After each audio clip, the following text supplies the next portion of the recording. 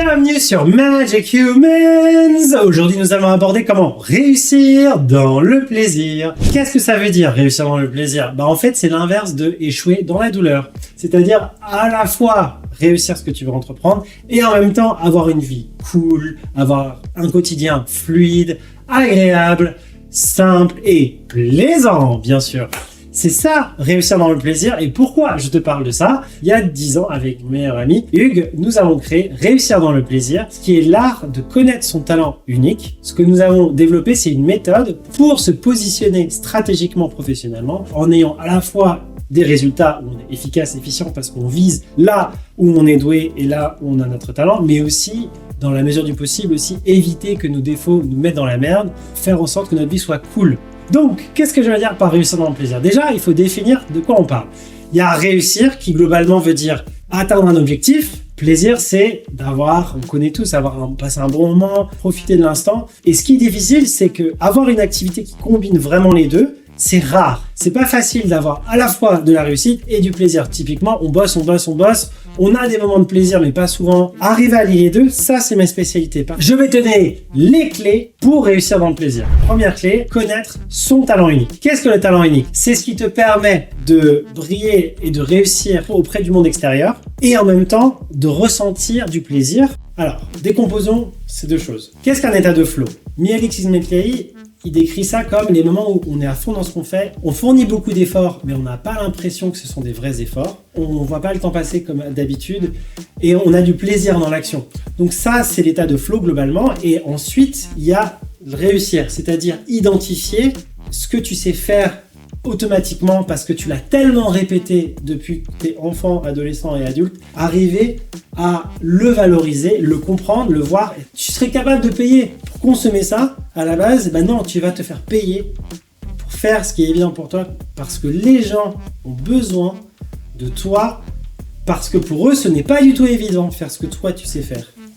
Deuxième clé, c'est de la part de Ian Robertson, The Winner Effect. Qu'est-ce que cela veut dire? C'est l'effet du gagnant, la sérotonine, le plaisir, la récompense, le statut social que l'on obtient quand on réussit quelque chose. Dans ton corps, tu ressens du plaisir, de la dopamine, de la testostérone, de la confiance. En termes de statut social, tu es souvent vu comme un winner, un gars qui est cool, respectable, etc. Et à l'inverse, quand tu subis des échecs, quand tu foires, quand tu fais des erreurs, à l'inverse, ton cerveau, il se fige. Tu sais plus quoi dire, tu sais plus comment parler. Connaître le principe du Winner Effect, c'est d'arriver à créer des circonstances où tu réussis des victoires et tu les célèbres. Comment on utilise ça? On nourrit ça dans notre vie, on crée un système où on va être dans le Winner Effect parce qu'on est dans le talent unique. Ensuite, troisième clé, il faut arriver à créer un système autour de toi qui va te mettre dans ton contexte déclencheur de ton talent unique. C'est-à-dire, moi, mon talent, c'est du relationnel déjà. C'est que de l'humain. J'ai conscience que c'est cette situation-là qui me pousse à l'action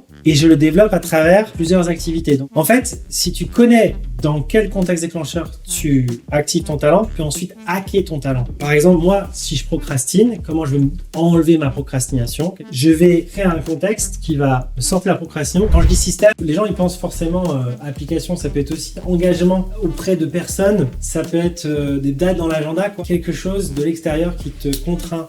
Comprends bien quel est ton contexte déclencheur parce que c'est ça ce qui te permet de te vendre plus tard.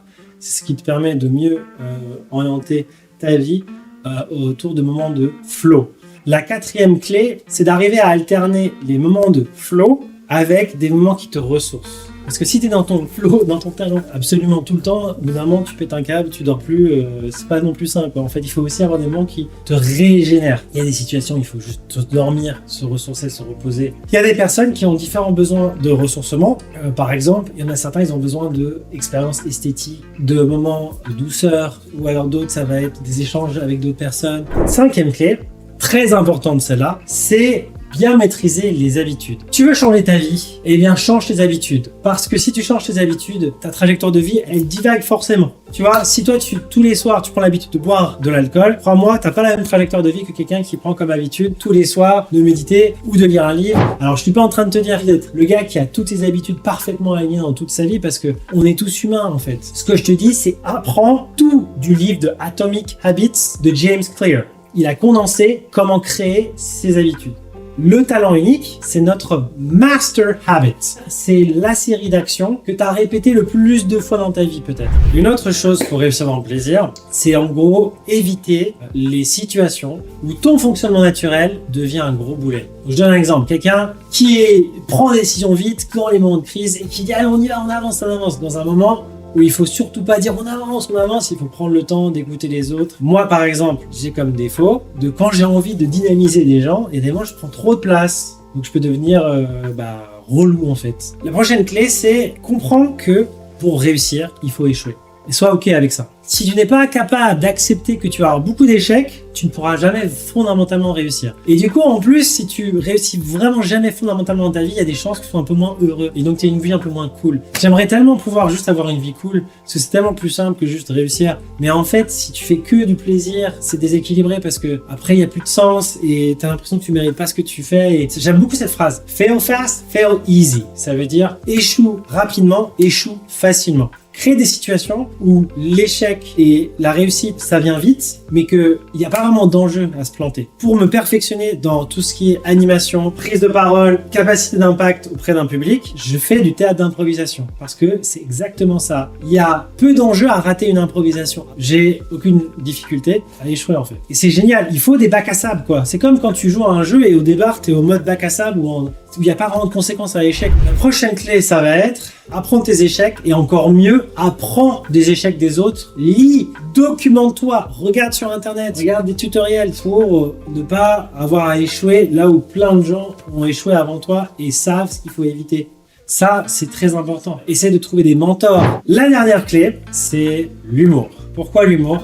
Simplement, c'est que ça te régénère. Ça te fait du bien à ton corps, ça te fait passer un bon moment, rire et avoir de l'humour. T'entourer de gens qui sont drôles, apprendre à rire de ses échecs. L'humour et le rire, c'est à la fois un bouclier, une ressource, mais aussi une arme, dans le sens qui peut désarmer. Voilà, j'espère que avec ça, tu vois un peu plus comment réussir dans le plaisir dans ta vie. Si ça t'intéresse, abonne-toi, pose des questions dans les commentaires, et aussi, si tu veux rendre ta vie plus magique, viens dans Magic Life ou en streaming, j'apprends, je t'aide à rendre ta vie plus magique dans le domaine où tu as besoin. On va ensemble créer des moments où on va échanger, on va rigoler, on va s'entraider, on va s'élever, on va chercher à rendre notre vie plus magique et créer des moments magiques avec les autres, quoi. On peut rire, on peut apprendre, on peut évoluer.